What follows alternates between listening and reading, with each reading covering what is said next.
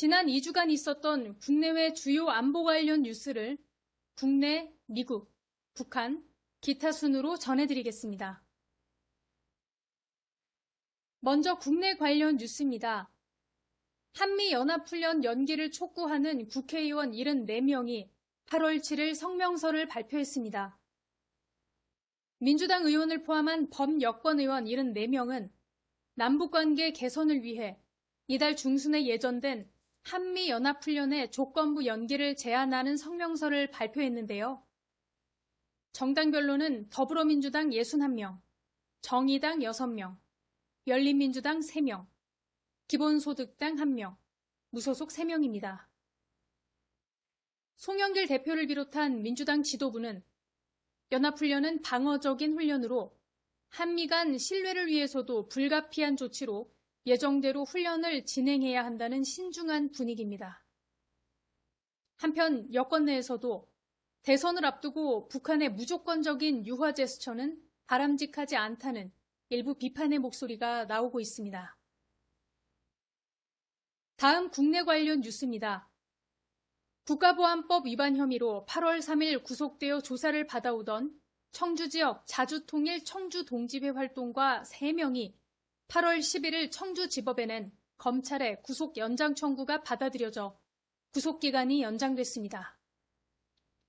이들은 2017년 6월부터 북한 공작원과 지령문, 보고문 84건을 암호화 파일 형태로 주고받으며 충북 지역 정치인과 노동시민단체 인사 60여 명을 포섭하기 위한 활동을 한 혐의를 받고 있습니다.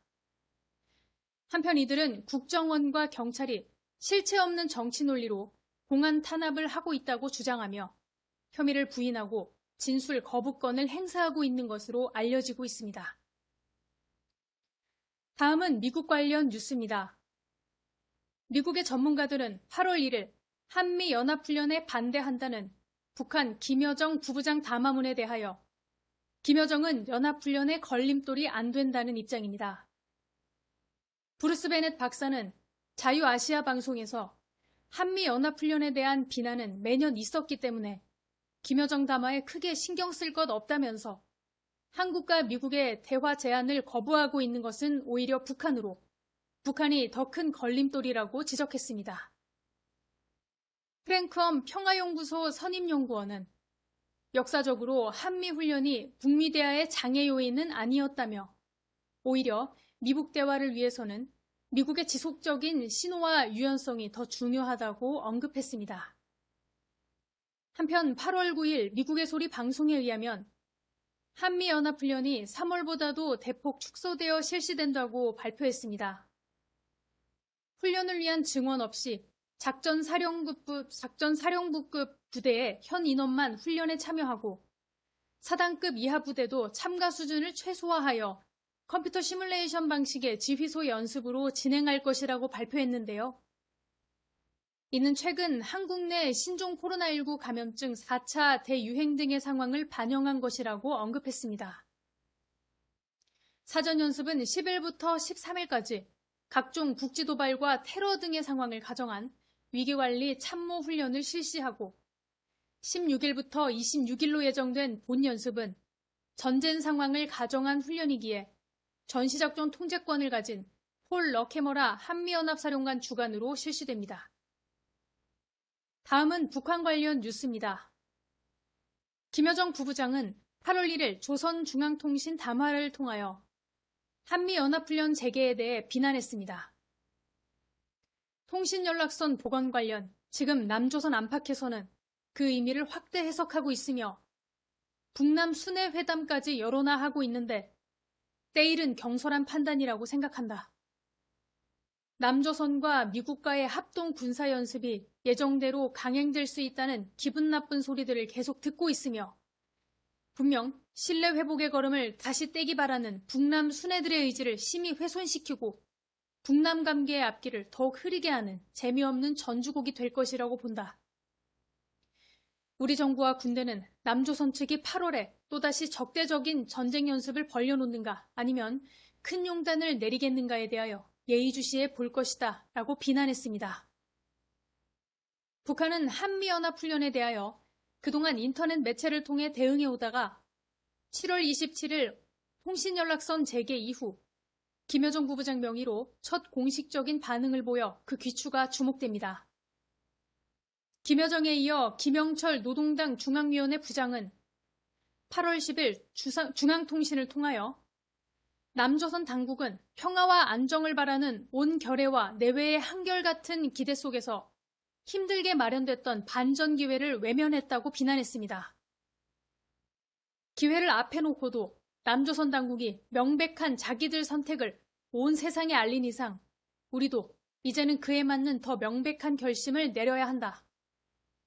남북관계 개선의 기회를 제 손으로 날려보내고 우리의 선의의 적대 행위로 답한 대가에 대하여 똑바로 알게 해줘야 한다며 엄포를 놓았는 바 지난 김여정 담화에 이어 비난의 수위가 점점 높아져 가고 있는 추세입니다. 북한 관련 뉴스 계속입니다.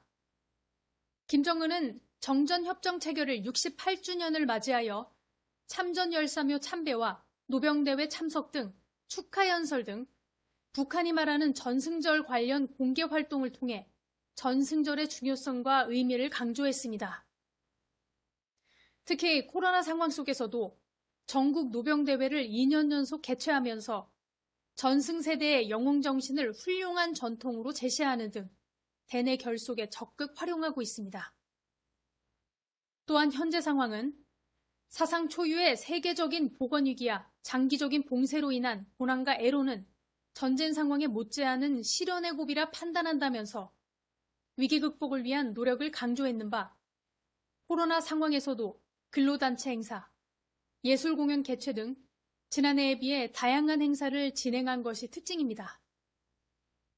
조선인민군 제1차 지휘관 정치 일꾼 강습회가 7월 24일부터 7월 27일까지 평양 4.25 문화회관에서 김정은 주관으로 개최됐습니다. 북한은 연초 제8차 당대회 후 과업 관철을 위한 부문별 평가 점검, 과업 제기 등을 목적으로 부문별 강습회를 진행하고 있으며 이번 강습회는 제8차 당대회 결정 관철을 위한 첫 부문별 강습회입니다. 김정은은 결론에서 외부 적대 세력들의 지속적인 군사 위협 증대를 언급하면서 전투력 강화 및 유일한 영군 체제 확립을 주문했습니다. 다음은 주변국 관련 뉴스입니다. 8월 7일 연합통신에 의하면 중국 왕이 외교부장은 한미연합훈련에 반대, 대북제재 완화 입장을 밝히며 북한과 한 목소리를 냈습니다. 아세안 지역 안보포럼 외교장관 회의에 참석한 왕이 외교부장은 이달 예정된 한미연합 군사훈련이 현재의 정세하에서 건설적인 측면이 부족하다면서 미국이 진정으로 북한과의 대화 회복을 바란다면 정세 긴장 격화를 초래할 수 있는 그 어떤 행동도 취하지 말아야 한다고 언급했습니다. 또한 북한이 이미 여러 해 동안 핵실험 및 장거리 탄도미사일 발사 시험을 중지한 점을 고려할 때 조선의 정당하고 합리적인 관심과 우려사항은 응당 상응하게 해결되어야 한다면서 조선반도 문제의 정치적 해결을 지지한다는 중국의 입장을 재천명했습니다. 중국은 미국 정부가 북미 대화를 위해 제재 해제와 같은 선물을 먼저 제공할 기미가 보이지 않자 더욱 전향적인 조치를 요구하는 것으로 풀이됩니다. 일본 외교안보사령탑인 아카바 국가안전보장국장은 8월 7일 취임 후 첫 번째로 미국을 방문하여 중국 견제 방안을 집중 논의할 것으로 예상됩니다.